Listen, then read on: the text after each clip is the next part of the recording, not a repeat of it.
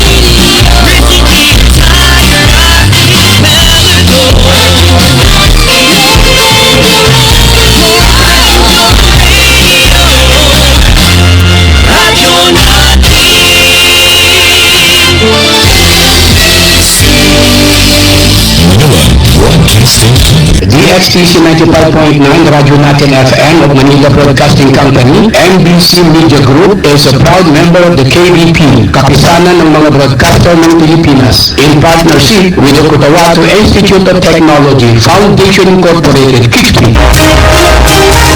Sa inyo na ang mga balitang ihahati ng Radyo Natin Balita, ang maiinit ng pabagat mga buluhan mga balita sa Radyo Natin Balita, mga balitang nakakalap mula sa loob at labas ng ating bansa. Radyo Natin Balita, ito lamang sa himpilan DXTC 95.9 Radyo Natin FM, Cotabato City. Radyo Natin Balita,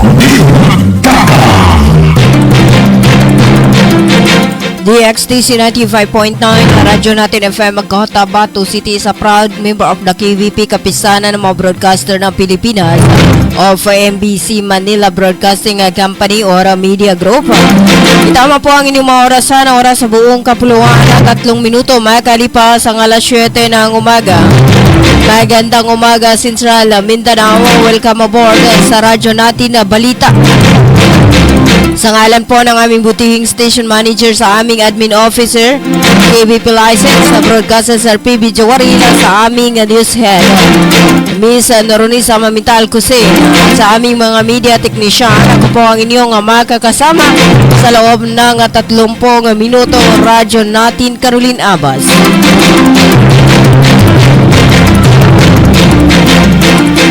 Tatlong minuto makalipas ang alas 7 ng umaga at ang oras na nahatid sa inyo ng Cotabato Institute of Technology Foundation Incorporated at ng Al Rais Ventures Corporation sa pamahalaan ni Manager Abidin E. Ali.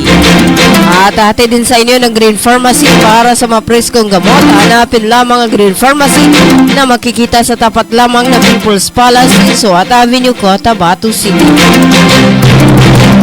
4 na minuto makalipas ang alas 7 ng umaga at bago nating dakuan ang ating mga balita, alamin muna natin ang lagay ng panahon ng ngayong araw ng Martes.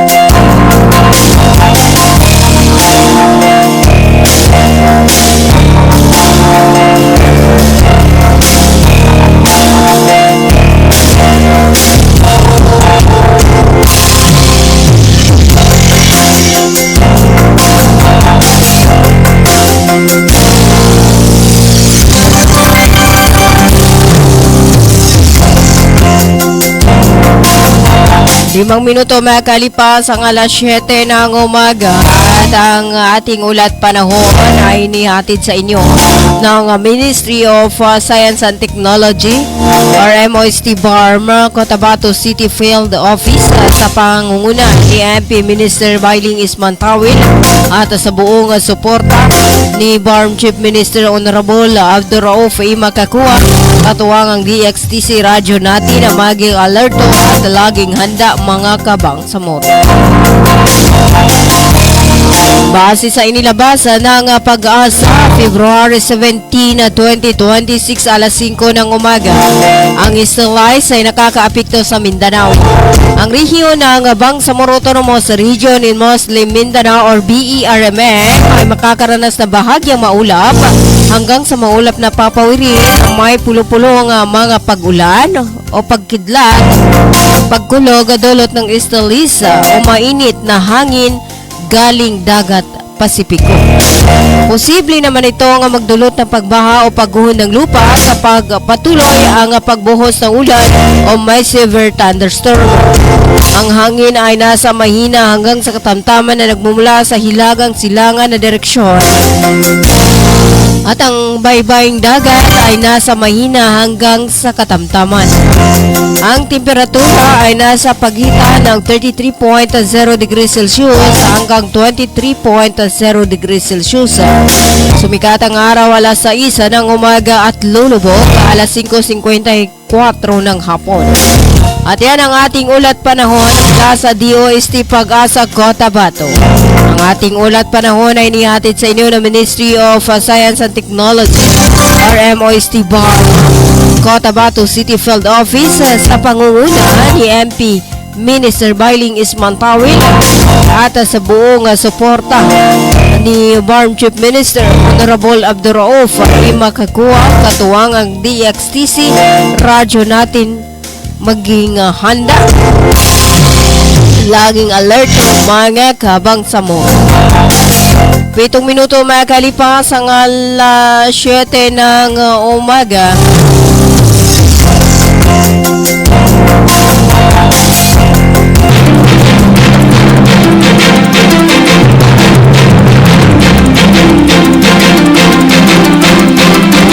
At para sa ating pangunang balita, pinangunahan ni BARM Chief Minister Abdurrauf Imakakua ang ika-79th na cabinet meeting noong araw ng Lunes, ika-16 sa buwan ng Pebrero taong kasalukuyan sa Bangsamoro Government Center, Cotabato City.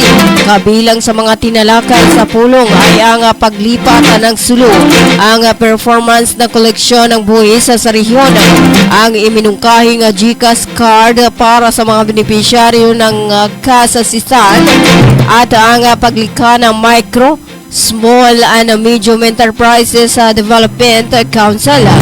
Ang sa kanyang naging pambungad na pahayag, binibigyang diin ni Chief Minister Makakua ang kahalagahan ng katapatan sa layunin at lakas ng pagtutulungan habang papalapit ang rehiyon sa huling kabanata ng panahon ng transisyon.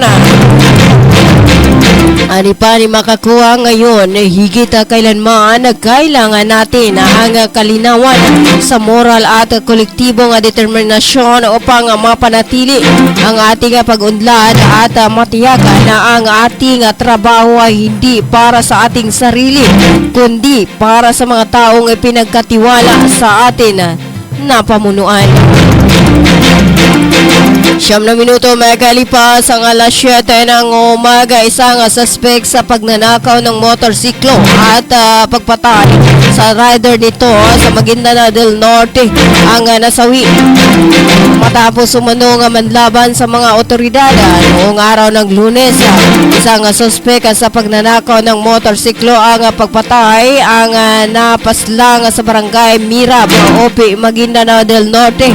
Ang suspect ay kinilalang sangkot sa pagpaslang kay Dato Well Jugulano, 33 taong gulang, bago tinangay ang kanyang motorsiklo sa barangay Margas sa Dato Udin Sinsuat, Maguindanao del Norte noong Sabado. Ayon sa mga ulat, ang suspect na kinilala lamang sa pangalang Ariel ay aarestuhin sana ng mapayapa ng mga otoridad. Ngunit nanlaban umano ito na nagresulta sa isang shootout sa kanyang ikinasawi. Natunton ang suspect sa barangay Mirab sa tulong ng mga opisyal ang datuo din si Suwata sa pangunguna ni Mayor Abdul Main Abbas at Vice Mayor Bob Stila Sinsuan, mga local leader at mga tradisyonal na leader ng Tiduray at Moro sa Upig. 10 minuto makalipas ang alas 7 ng umaga.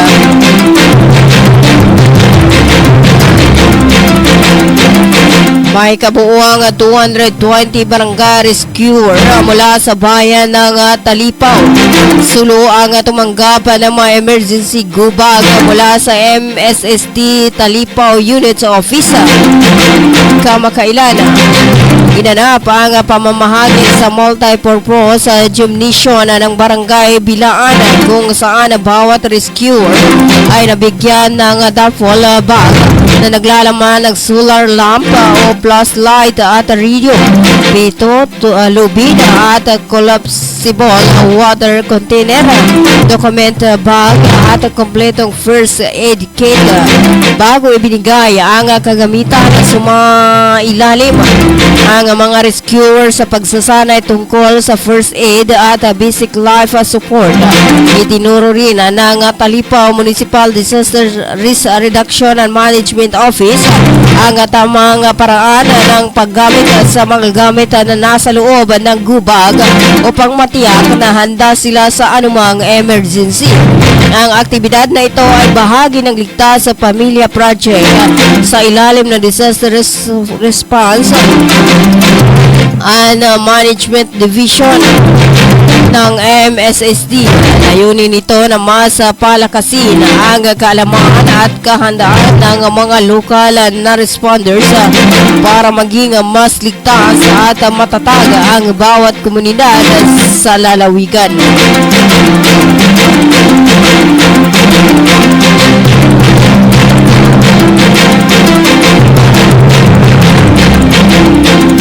Labing 2 minuto makalipas ang alas 7 ng umaga. 43 iba't ibang uri ng mga loss of firearms ang matagumpay na naisuko sa bayan ng South Opi, Maguindanao del Sur kahapon.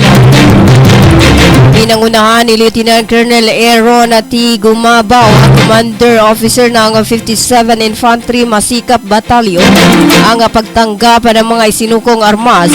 Ito ay sa pamamagitan ng mas pinaigting na pagpapatupad ng Small Arms and Light Weapons Management Program sa ilalim ng Office of the Presidential Advisor on Peace, Reconciliation and Unity or OPAPRO, alinsunod sa Philippine National Action Plan on Women, Peace and Security at naayon sa mga hakbangin ng Municipal Task Force to end local arms conflict. Formal na iniharap ang mga isinukong armas kay Brigadier General Michael Isantosa, ang commander ng 603rd Brigade, kasama si Honorable Hilin E. Padua, Municipal Mayor ng South Opi, at kinatawan ng OPAPRO. Ipinakita ng aktibidad ang Whole of Government Approach at pinatibay na interagency collaboration na tungo sa pagmatagalang kapayapaan at seguridad sa lugar. Ayon kay Brigadier General Santos, ang patuloy na pagdami ng mga naisukong armas ay patuloy na lumalakas na tiwala ng komunidad sa pamahalaan. Ang hakbang na ito ay sumasalamin sa pagkakaisa ng ating mga mamayan ng pamahalaan sa pagsusulong ng kapayapaan sa tulong ng ating mga lokal na pamahalaan at partner agency. Mas magiging epektibo ang ating kampanya laban sa pagpapalaganap o paglalaganap ng illegal na armas. Ang bawat barila na isinuko ay konkretong ambag sa mas ligtas at maunlad ng South Opi, pahayag ni Brigadier General Santos. Samantala, binibigyang diin naman ni Major General Jose Vladimir Kagara, Commander ng 6th Infantry Kampila na Division at 24 sa Central, na ang tagumpay na ito ay bunga ng tuloy-tuloy na pakikipag-ugnayan ng militar sa mga komunidad at lokal na pamahalaan. Patuloy ang 6th Infantry Division ang katuwang ang mga lokal na pamahalaan at iba pang ahensya ng pamahalaan sa pagpapatupad ng mga programang naglalayong wakasan ang armadong tunggalian at tiyakin ang isang ligtas at maunlad na kinabukasan para sa mamamayan ng Maguindanao del Sur. 16 na minuto makalipas ang alas 7 ng umaga, tayo po ay magbabalik after this period short commercial. Magandang araw mga magulang at kabataan! Naghahanap ba kayo ng paaralang maayos, mapagkakatiwalaan at abot kamay ang bayarin? Sa Cotahuato Institute of Technology Foundation Incorporated, tumatanggap kami ng kindergarten, elementary mula grade 1 hanggang grade 6, junior high school mula grade 7 hanggang grade 10, at senior high school na may strand na Humanities and Social Sciences. Sa Kitty, may maalagang guro, maayos na pasilidad at edukasyong para sa masa. Mayroon din kaming scholarship program at tumatanggap ng mga scholars. Kaya ito ang panginihintay nyo. Mag-enroll na sa Kitty. Para sa impormasyon, makipag-ugnayan sa 0905-1423-948. Matatagpuan sa Poblacion 8, Cacarco, Tabato City. Sa Kitty, abot kamay na bayarin, edukasyong siguradong kinabukasan. You're looking forward at quality and affordable graphic art design and printing services. Don't worry about it, because Fix and Works and Fix and Works is there. Fix and Works and Fix and Works offers the following services: fast document printing, full sublimation, printing for uniform and on-sport apparel, corporate giveaways, computerized embroidery, customized posters, t-shirts, jacket, bags, caps, masks, laser cutting on acrylic silver and wood. Fix and Works and Fix and Works, located Almonte Street, Matapato City. on Medway. You may call or text at mobile number 064-552-1012 or 0905-220-1586.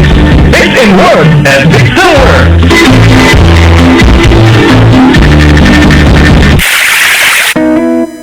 Water refilling station ba ang hanap mo? Ang Cotabato Aqua Life Water Refilling Station ay higit na mabuti dahil mayroong itong malinis at nakakabuti sa ating katawan. Matatagpuan sa Santa Ana Street, Ruales Site, RH13, Cotabato City. Para sa karagdagang katanungan, tumawag sa kanilang contact number 0916-3574-888 o 421-2011. Cotabato Aqua Life Water Refilling Station. Ang quality life, ang quality water. Bumili at manalo ng 300 trips to Mecca Raffle promo sa KCC Mall of Cotabato. May 1 raffle entry sa bawat 200 pesos sa KCC Department Store o 1 raffle entry sa bawat 500 pesos sa KCC Supermarket gamit ang KCC Forever Bonus Card. May chance ka pang manalo ng 40 million shopping money. Milyong exciting prizes. KCC Supermarket, nakabarato. Everything's here at KCC for you.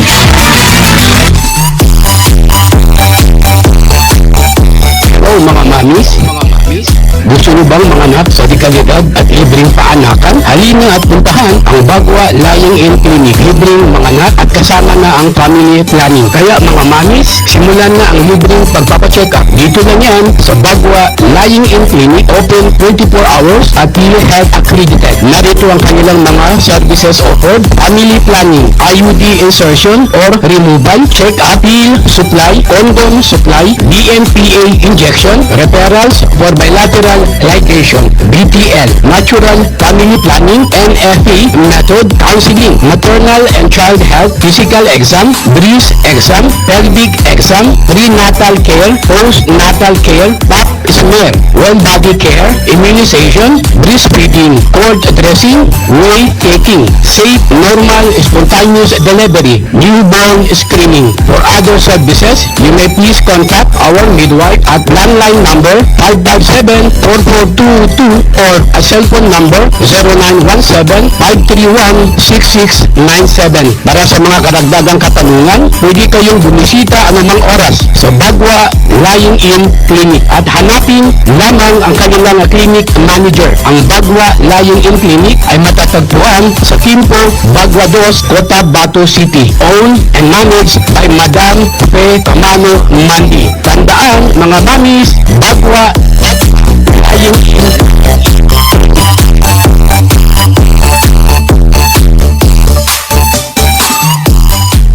libre po ang mga anak sa Bagwa Lying-in Clinic. Kinakailangan lamang po ang updated na PhilHealth. Maraming salamat. Bay, siya ka pan. Why, Bapa? Nana ko din. Bapa. Bagi ka ko sa walay na nakinig ko adan ini balita yani mana napa-check up sa mata na narinyang ko gid kasaki na bahal si kapangili ko diyan ko pagkabati sa Quran kadi ko kili sa mapya at ko na makilay ko po makailay ko po ng mga agaang manisan. Ano nakabuan, Bapa? Kaadin nakakawang ko. Nang bapatalulong ka na ng mapiyay ka-check up. Kumpleto sila sa mga gamit sa ka-check up sa mata. Sur lang, eye care clinic. Matulong kayo ito, Bapa. Pagkakaon ka yung gawalalan. Maya ba sa pagkabitiatan na mapakaya daw ka sa aki kabawangan ko naman. Luka buanga sa second floor Sardonyx Plaza. Balaka na Gutierrez Avenue, Sinsuat Avenue, Cotabato City. Ana inshallah nanalmo ko namagdasukal nalmo ko kando makailay ko. Mga pagali nami, mga pagat nami. Mabangili ka no sa mapeka check-up ni sa mata. Undo kompleto yung mga gamit nin. Naangi ka no sa Glang Eye Care Clinic. Matun sa second floor, Sardonyx Plaza, Balaka na Gutierrez Avenue, Sinsuat Avenue, Cotabato City. Mapakaya tamawag ka no sa cellphone number nilan 0966-024-6066. Kano email ad nilan glangacc@yahoo.com. Angay ka no dun sa Glang Eye Care Clinic. Glang Eye Care Clinic. Para sa inyong party needs, tubuhin lamang ang hands-on balloons and party shop para sa inyong pangangailangan tulad ng balloons, tables, and chairs rental, crowns, events decorator para sa iba't ibang okasyon tulad ng akika, birthday, anniversary, at iba pang selebrasyon. Tara na! Sa hands-on balloons and party shop, matatagpuan sa Central Avenue, Cotabato City. Inihahandog ng Ministry of Labor.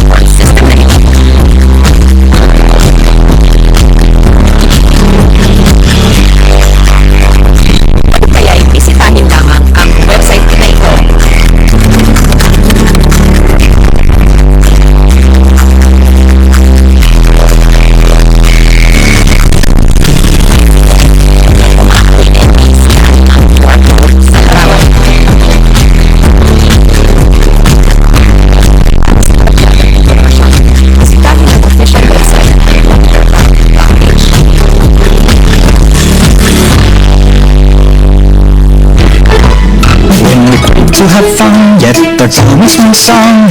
Everyone is thinking of a crunch with real chicken inside and deliciously fried. Virginia crunchy chicken nuggets. Here it is, extraordinarily crunchy. Virginia crunchy chicken nuggets. It's real chicken goodness, tasty mercenary heart. Virginia County chicken nugget.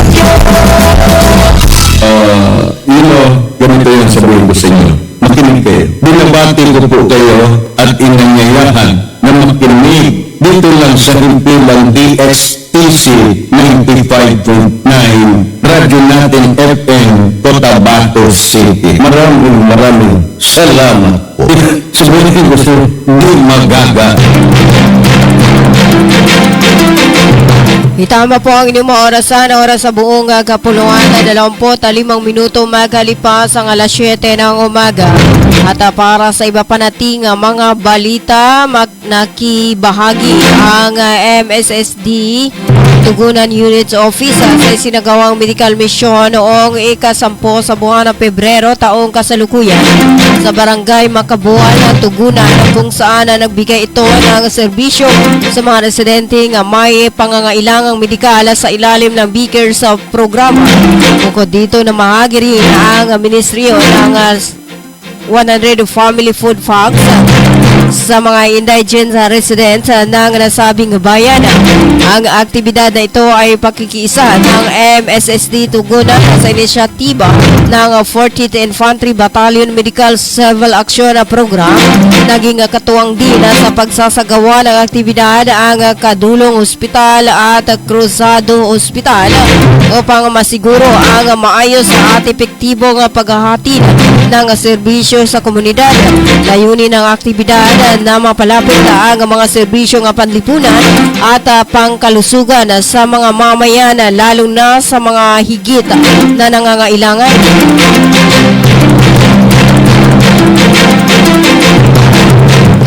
Pitong minuto makalipas ang alas 7 ng umaga.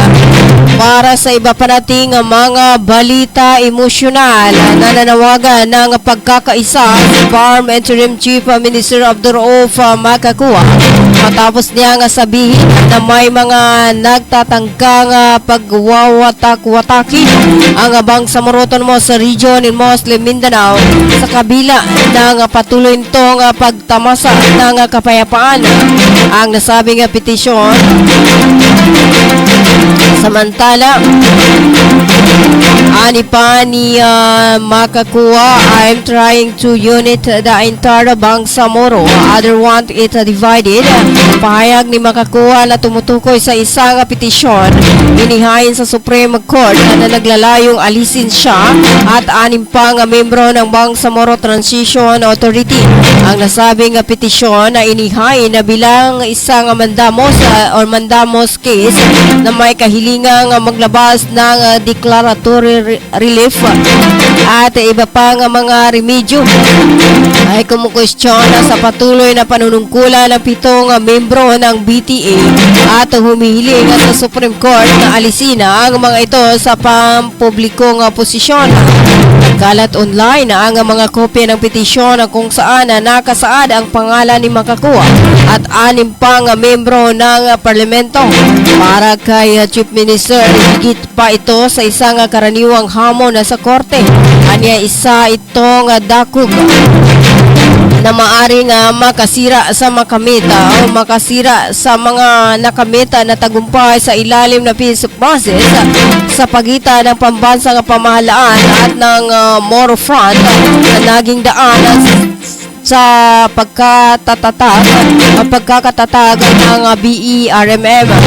Iniutos din ng Chief Minister ang pag-imbestiga sa mga personalidad na naghain ng petisyon.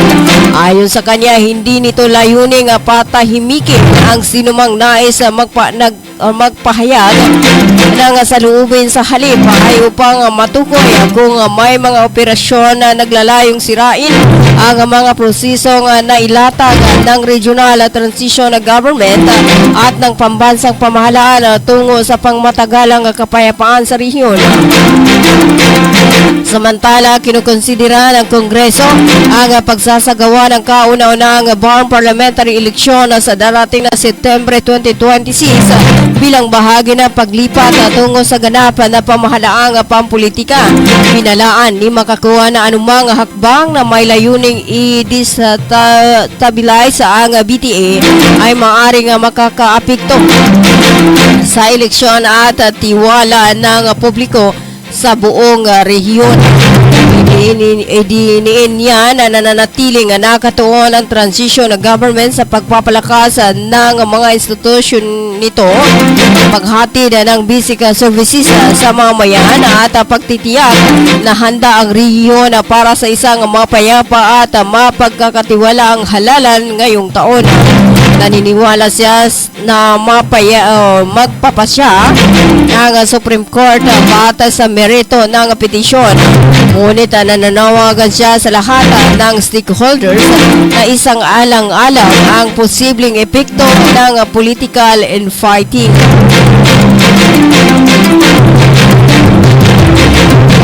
Tatlumput isang minuto makalipas ang alas 7 ng umaga. At para sa ating panghuling balita, umabot na sa mahigit 2 milyon ang kabuhuang bilang ng mga nagproseso ng komisyon o eleksyon ng mga aplikasyon para sa barangay at sangguniang kabataan eleksyon 2026. Batay sa datos na ibinahagi ng COMELEC Chairman Erwin Garcia, COMELEC Chairman Erwin George Garcia, nasa 2,135,181 ang naprosesong aplikasyon. Nasa nasabing bilang 1,014,069 ang lalaki habang 1,121,112 naman ang babae. Nanguna sa may pinakamaraming aplikante o nagparehistro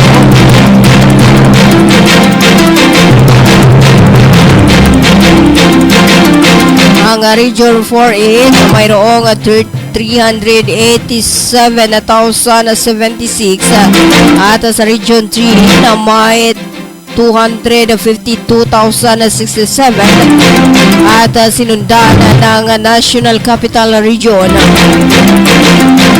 RNCR na nasa 229,634.